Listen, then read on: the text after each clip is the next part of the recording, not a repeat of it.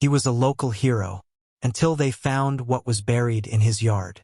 Marlow Creek was the kind of town where people still waved to each other from porches, where Sundays smelled like pancakes and fireflies showed up like clockwork each summer night. But no one in Marlow Creek shined brighter than Henry Rourke, the man who'd once pulled a drowning boy from the river, rescued a dog from a burning barn, and rebuilt half the town after the flood of '09. To everyone, Henry was more than just a neighbor.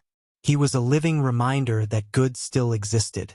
At 63, Henry looked like a man who had seen storms and stood through them. Broad shoulders, hands calloused from decades of carpentry, and eyes that crinkled at the corners when he smiled. He wore flannel shirts year-round and kept a bowl of butterscotch candies on his counter for the neighborhood kids.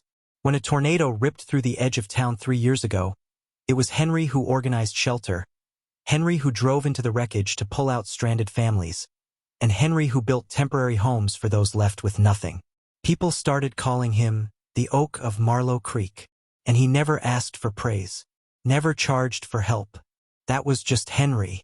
So when a young family moved into the house across the street, the old Jacobs place that had sat empty for years, Henry was the first to show up with a welcome pie, a toolbox, and a smile. "Call if you need anything," he said, handing over a set of spare keys. "I mean it." And they did. He helped them replace their broken fence, watched their kids when emergencies came up, and once drove the wife, Lena, to the ER when her husband was out of town. He became a grandfather figure to their children. Their little boy, Caleb, started drawing pictures of Henry in his school journal, always with a cape, always saving the day. No one ever questioned his kindness, until the summer of the drought. That summer was the hottest Marlow Creek had seen in over a decade. The grass turned brittle underfoot, gardens wilted, and even the cicadas sounded tired. But something odd stood out. Henry's yard, always the pride of the block, had one square patch, right near the back corner, where nothing would grow. It was as if the earth had gone dead there. The rest of his lawn was green from his meticulous watering, but that one square remained cracked and pale. At first, no one said anything. It was Henry's yard, after all. He probably had a reason. But then Caleb, curious as all 7-year-olds are, wandered over one afternoon while chasing his toy drone. It landed right on the dead patch. He ran after it barefoot and screamed the second his feet touched the soil. "It's burning!" he cried. Lena rushed over. She picked Caleb up and noticed something strange. The dirt was steaming. Not just hot from the sun. It was warmer than the surrounding ground, as if something underneath was cooking. She mentioned it to Henry the next day. He waved it off. "Old pipe," he said. "Runs under there. Sometimes gets warm when the water pressure's off." But Lena's husband, Drew, was a contractor. He knew there were no city water lines that deep out there. That night, Drew walked across the street with a flashlight and quietly examined the patch. No smell, no movement, but he noticed something odd. There was a small vent pipe sticking out of the soil, barely visible through the dead grass. It wasn't connected to anything city installed. It looked homemade. He didn't tell Henry he'd seen it.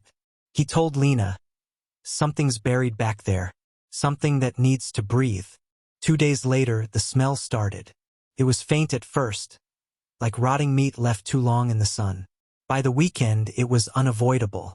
Even Henry's porch began to stink. Neighborhood dogs howled at his fence.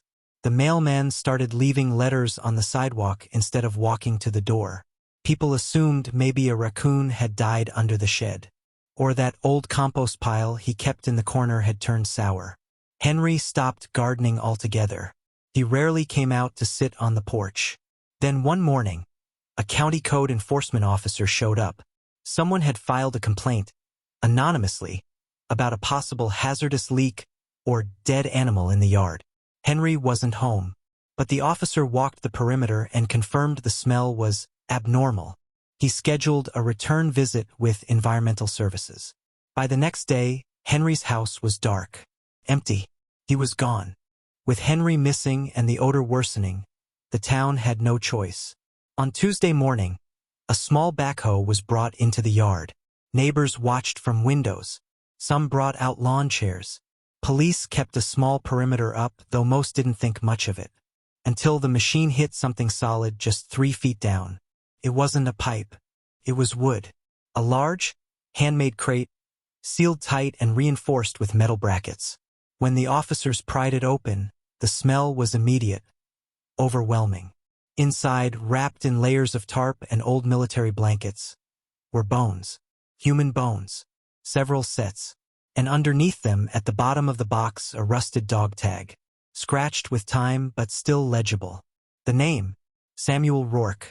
The entire town froze. Henry Rourke had never mentioned a brother. Or a son. But local archives confirmed. Samuel Rourke was Henry's younger brother. He'd gone missing in 1982 while home on leave from the army. His disappearance was a minor mystery back then, labeled as voluntary absence. No foul play was suspected. Police reopened the case and began searching the rest of Henry's yard. They found 2 more crates. One contained the remains of a teenage girl, later matched to dental records from a missing runaway in 1991.